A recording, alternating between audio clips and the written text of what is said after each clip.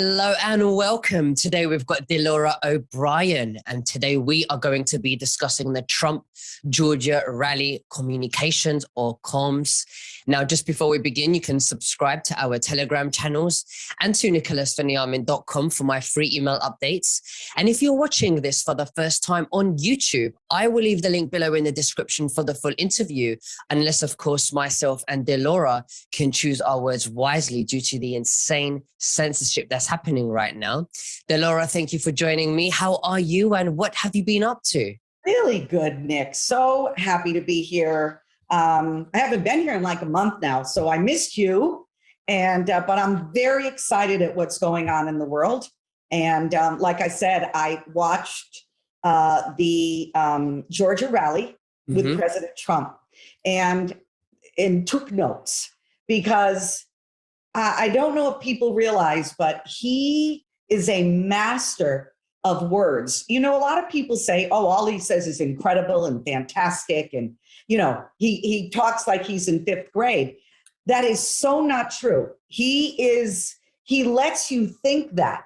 But if you have an ear to hear and you understand what he's saying and you do a little digging, you find that his entire speech from getting on to leaving are all kinds of wild and incredible communications or comms. Okay, so why don't you tell us what's happening? Let's analyze the comms and let's try to ascertain exactly what he's trying to tell us and where we're going to go. Yeah, and you're really good at this too, Nick. You're really good at this. So stop me whenever you want, because I'll just go through them. He first started talking about the election.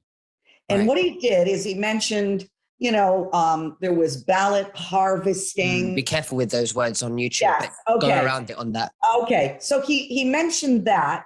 And then what he did is he, out of nowhere, he said, after using the word HARBESTING, that what they did with the, everybody knows what I'm talking about. Oh, the still. Yeah. He spoke about 2,000 traffickers in that same sentence. Now, one of the biggest businesses that the cabal, the deep state has is the organ of that. They go in, they get people, kids, and they sell those organs. And that's what that's called. So he, all of a sudden, out of nowhere, he sticks in traffickers, had nothing to do with this sentence. Then he starts talking about Kemp, who is from Georgia. And Kemp got in because of the endorsement of Donald Trump 3 years ago. So what happened was he started talking about him right after speaking about that. And he said that Kemp is the one that is, and here he is a Republican, a so-called conservative, abolished signature verification in Georgia. And he's the one that okayed Georgia taking $45 million from Zuckerberg as to help the party, the Democrats, win in November 3rd, 2020. Okay, so he spoke about that. And he said, if people do not come out with what Kemp has done in his past, when he runs again, I'm coming back here in 2 weeks and I'm going to expose it all. So that was that. Then he spoke about the invasion of Ukraine. He said, there's a good possibility Taiwan will be next. And right there, he called himself the president. Then 3 times he used the word nuclear. He brought it up 3 times. Next sentence, he used the words 18 months, 3 times in a row. If you go from the date Saturday, 18 months out, you get September 26, 2023, which is the International Day for Total Elimination of Nuclear Weapons. He was given a major communication that he is on it. Do not worry about nuclear weapons. Right after he said Taiwan will probably be invaded. He's got that all in control. It's not even an issue. Then he says that he had a meeting, which was in 2020, out of nowhere, with Abdul, who's the head of the Taliban, who called him, Trump, Your Excellency. Now, if you look up what Your Excellency means, it's a title. Now, understand, the Taliban has nothing to do with the United States. It's a title for a high-ranking state official, actually the head of an international organization. This is in 2020. Trump was already had his hand in very deep in the international community and in the international governments. Now, this is where it gets really interesting. Stacey Abrams. This is what, and she's the one that is, I believe, the Secretary of State of Georgia. Very much does not want to do a reevaluation of what went on November 3rd, 2020. He said she's lost her luster. Now, and he said it several times. I don't know what's the matter with her. She's lost her luster.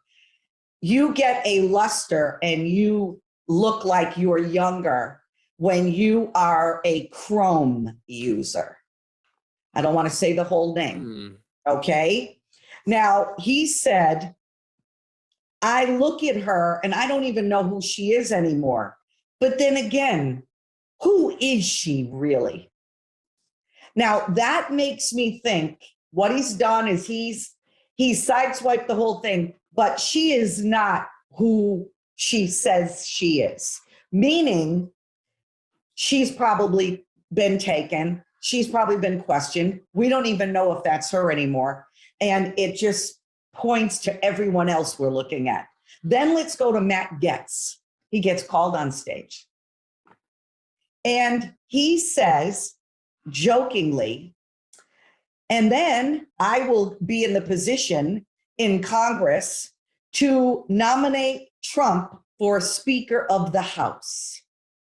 That was very interesting. Now, the way the law stands right now, Nick, you can nominate someone out of the House of Representatives in the United States to be Speaker of the House. Well, Trump looked at everyone and said, well, that was very interesting. Now, he's done, all of a sudden, everybody's up in arms. He knew exactly, that was planned. It was planned. I believe Matt Gaetz is one of his advisors. It's one of his 12 around him. I kind of look at it the way Jesus was, and he had his 12 disciples. He's got his 12 advisors around him. I believe Matt Gaetz is one of them. Now, that was planned. So why was it planned? It was planned to get everyone to start thinking. Because if you remember, when Trump in 2020 came back, it was April or May, his first speech. He said, I'm going to come back, but I'm going to come back in a different way. Maybe I'll come back in a different way. Now, that doesn't mean that he's going to be speaker, but I'll tell you what is interesting. He was quick to come out and say, I'm not interested in being Speaker of the House. And so people are writing to me, he's not interested in being Speaker of the House. People actually believe him. Now, when he's talking to people and he's president, you can believe anything he says. But what he's saying now is all coded. If he says, I'm not interested in the Speaker of the House, let me tell you what, maybe he isn't, but maybe he is. On Monday, Democrats put a bill in to stop anyone to be nominated as Speaker of the House that's not a congressman. I thought that was awesome. It was awesome. He's got him running. He's always got him running, man. The guy is just, a legend. He is one of a kind. So that's what happened there. Then he said, this is the year that we are going to take our country back, meaning the November elections. Then he says, after that, we're dealing with so much with energy and he says, and what did he say, with the energy policy and gas prices are so high. Then he says this, instead of saying just, if Fake 46 would go back to my pro-energy policies, everything would be fixed. He doesn't say it that way because that's really all he had to say. Mm-hmm. He said, what Joe Biden needs to do, if he would only walk into the White House, find the briefing room, and tell them to go back to my pro-America energy policy, everything would be fixed. Now, why would he do that? Tell Joe Biden, if he would, these are his exact words, if he would walk into the White House and return and go into the briefing room as if the man has never been there. It is just remarkable. Then he says, our victory is inevitable. He ends by saying, we are to kneel to God and kneel to God alone. And then he dances off the stage to the song, Hold On, I'm Coming. It's amazing. Wow. So there's indication there that Biden has never been into the White House. And we've seen comms from, 2 years ago even, of Black Rock and the studio of the White House. Yes. We've noticed that it may even not be the real Joe Biden. It may be a lookalike. Okay. And we can tell by the earlobe. It's not even a lookalike. It doesn't look like him. It doesn't. I mean, his face is a lot smaller, narrowed, and more cuter, whereas the real Joe Biden was more muscular, more wider face, looked evil. This man looks like a sweet old man. Yeah, a grandpa. He's a grandpa. Exactly that. Whereas the real Joe Biden, when you look at the real Joe Biden, the vice president to Obama back then, he looks aggressive. Absolutely. This one doesn't look aggressive. Not at all. Not at all. But they had to do that or he wouldn't have got, well, he didn't get, it didn't happen anyway. There's nothing they could do. They could not, look, this is the thing, Nick. I've been down this rabbit hole for decades and this is what I know. Back 50s, 60s, that's my husband coughing. We share an office. Send him my regards. Nick gives you his regards. Hey, he said. Back in, I don't even know, maybe from the beginning. There has never been there's no fair elections. Everyone's gotten in. I mean, they flipped a coin, Gore and Bush flipped a coin to who they were both skull and bones from Yale. They both were, did satanic rituals. They both were in the same, it's two heads of the same snake. You got Democrats, Republicans, two heads of the same snake. And so who really was elected? I don't believe Obama was elected at all. Well, I don't believe Bush was elected. Absolutely. I mean, we believe it's all been, tampered with. Even Obama was apparently born in Kenya. Absolutely. And that's why Trump was onto his birth certificate, which I did an interview with Alan Fountain explaining that the birth certificate had links of his background with Ukraine. So this is all one big painting of one hell of a job. Everything's connected, and then when we hear people, even the white hats, of the media say, that Trump may be the Speaker of the House and he's endorsing people to go in. Do you think even that could be to confuse the deep state? Because, absolutely. There's got to be. So what do you think? How do you think when Trump says that he will be back? I think he is back. He's never gone anywhere. He never left. He's just going to reveal his position. What do you think about that? Well, this is what I think. And I said this the other day on my own channel and I got nailed for it. I'm going to get nailed again. So I just, but I got to say what I think. I don't want this. Please, everybody, hear me. I pray every day that the next day Trump is rightfully put in his place. Congress and all the United States citizens all see it, that he is the rightful president of the United States. Okay. So let's just get that out there. That's what I want. That's what I believe. I believe God could do it like that. God wins. Okay. Now, this is though, Nick, let me just digress a second. Many people that I trust and trusted said that DJT would be back before the spring of 2020. I really stood on that. I felt it in my spirit. I just felt it was right. It didn't happen. There's reasons it didn't happen. The fog of war, when the fog clears and you've made a determination, a strategic move, sometimes when the fog clears where you've made that move into, you see that that's not the best strategy. You then say, maybe this strategy is best. So I think that's what happened. And the goalpost has been moved, and people get upset that the goalpost has been moved, but they can't be upset. We are literally in World War III. We are. If people can think what they want, we are in World War III. It's just not like the first two. But so this is what I think. If he doesn't come back, but he's already back. Okay, he is calling the shots.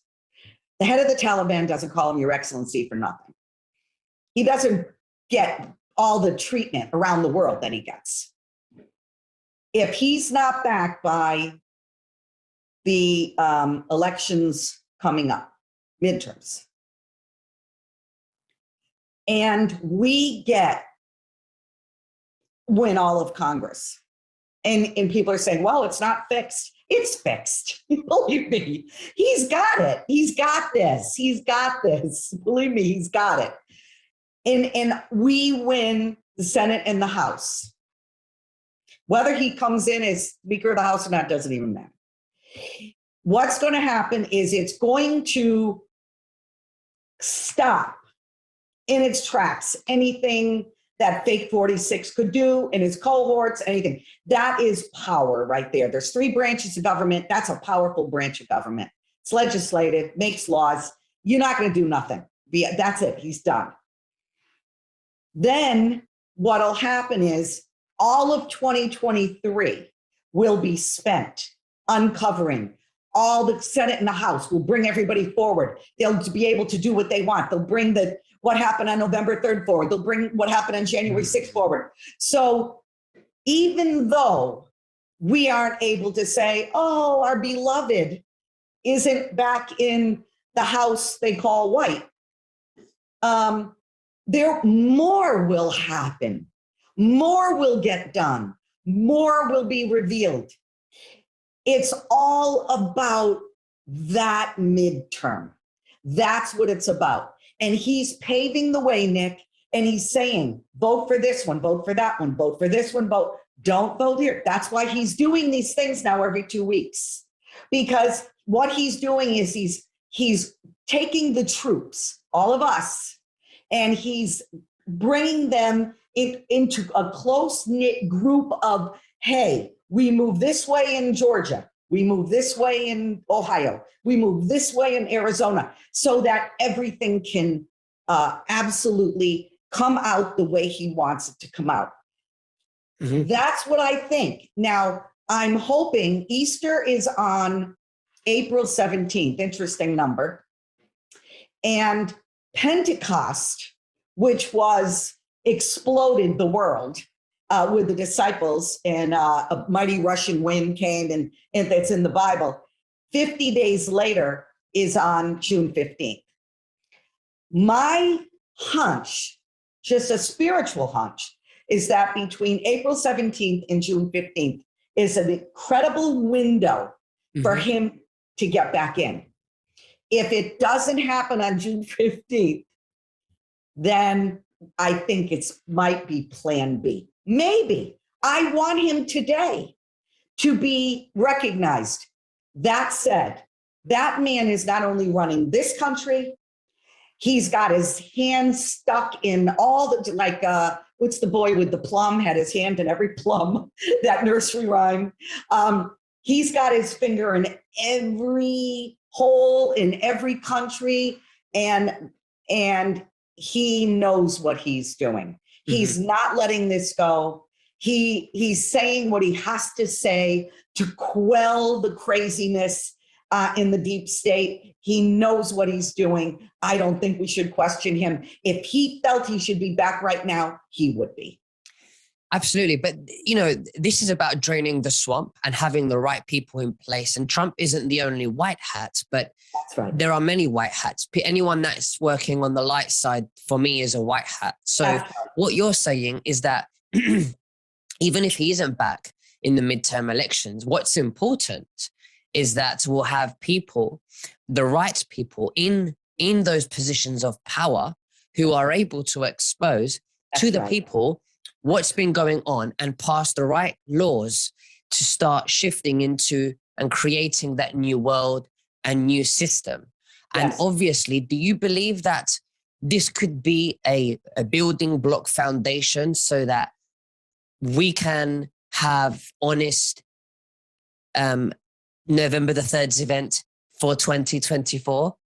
Yeah, I do. And I know people hate to hear 2024, but as I said to people, many people, look, did you ever think when people go, oh, he's coming back? You know, it's like they have to live in that.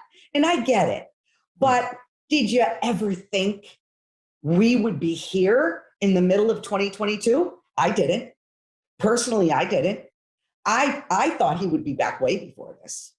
So I think, and you use the perfect word, liked. And the analogy is, if you know about cockroaches, or, you know, and that's what I call all of them. They're all cockroaches. They're dirty, they're evil, and they hide. If you go into a restaurant and there's cockroaches, all restaurants have it. If you go in and there's one in the bathroom, you turn that light on, it scrambles.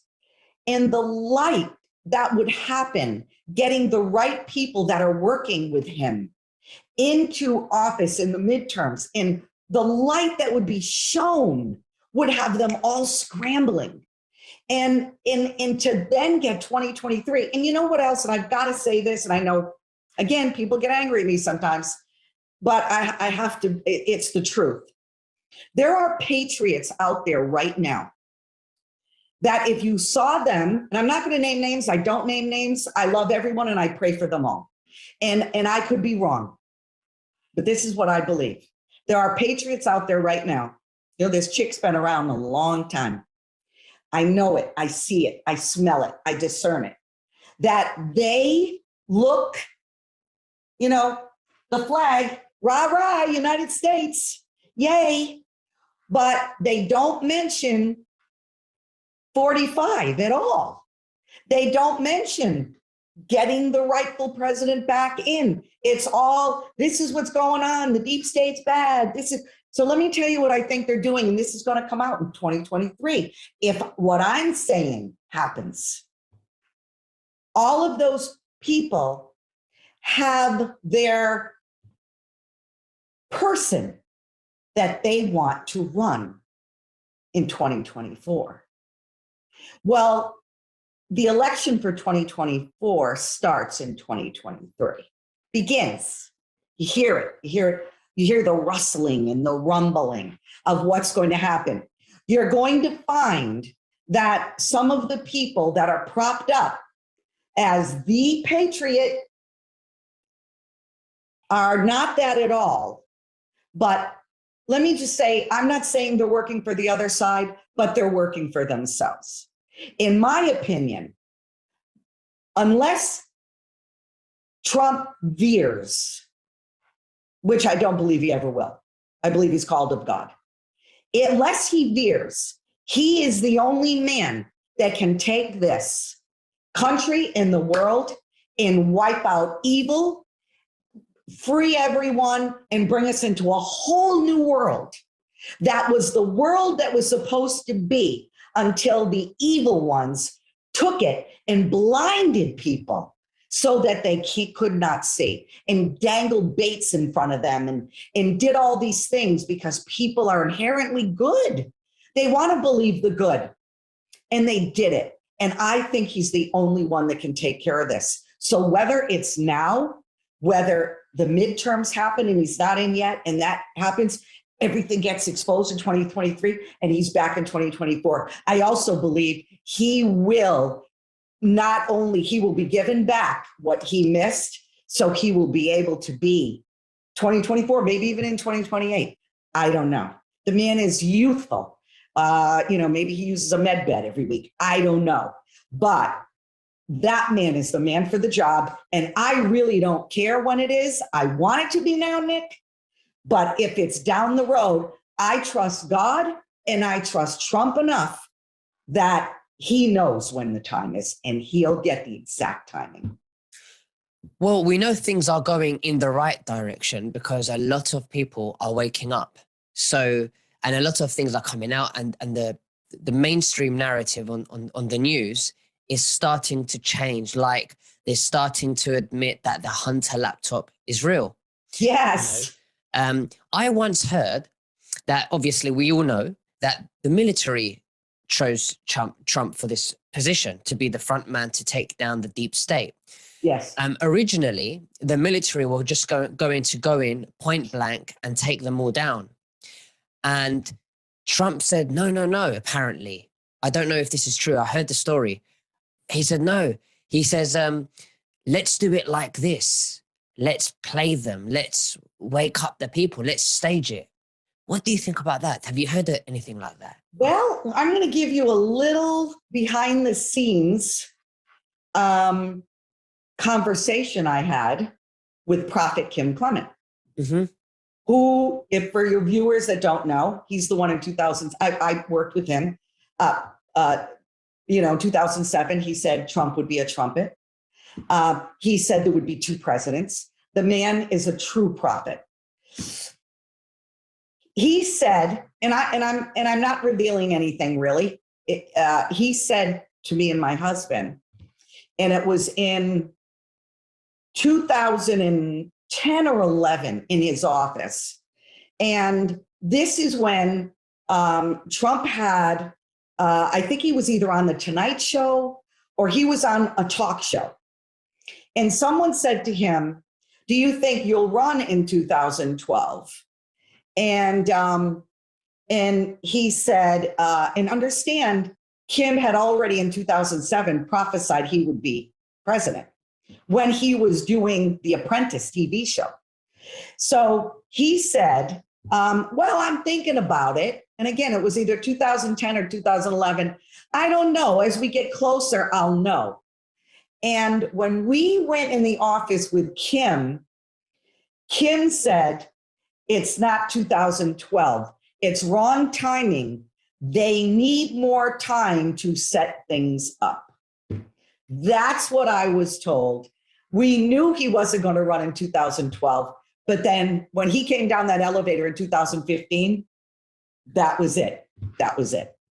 Do you think that The Apprentice that Donald Trump hosted, do you think that that was a subconscious or a subliminal or an indirect way of making himself popular to even more popular to become a president, and to also show he's very good at business? Because that's the kind of thinking that we need in the world, not just in the US. That's right. That's right. That's what he says. Yeah. Well, I want to tell you, this is why I love you. And I love this show, because no one would ask that question. Do you know how many times I thought about that? Tons of times, because of the situation I was in. This is what I think. Not only, there's many reasons why he did that show. For money, obviously. He also did it for popularity. You're absolutely correct. And it put him in an authoritarian position. He was, he was the boss. He was the one that ran everything.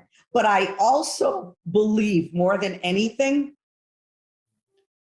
why he did it is because he knew the other side would use it and call him a joke.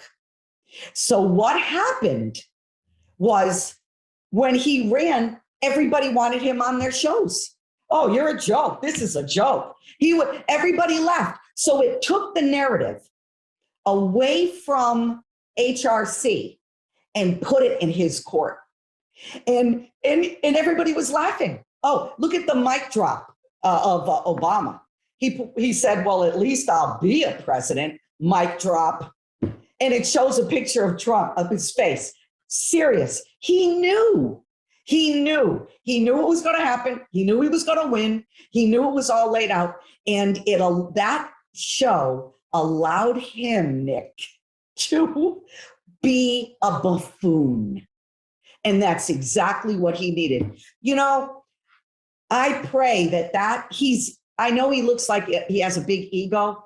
He is one of the most egoless, humble men, that he would allow his life to be used like this and be made a joke. His family going through, death threats.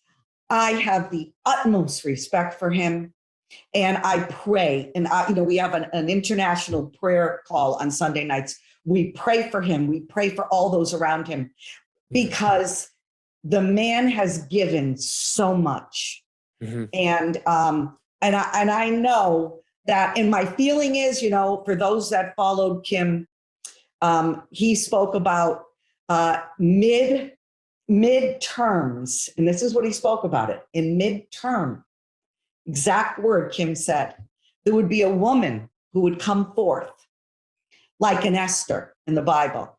And all he saw was her eyes, and her eyes were big and gorgeous. And she would bring peace and love to the country. And where they hated her, they would now love her. I really think it's Melania. I was just thinking the same, that it's Melania. It's Melania. Because she's got beautiful eyes. And her spirit is just beautiful. I don't care what she did in her past. God forbid people look up my past. You know what I mean? Yeah. Michelle Fielding mentioned in one of my interviews that one of the markers would be something to do with the Queen. And then we spoke on the phone, and she says, actually, Nick, it might not be to do with a royal member of a queen or another country's royal family queen. It could be the 5-dimensional chess game queen, and that would be Melania. That's right.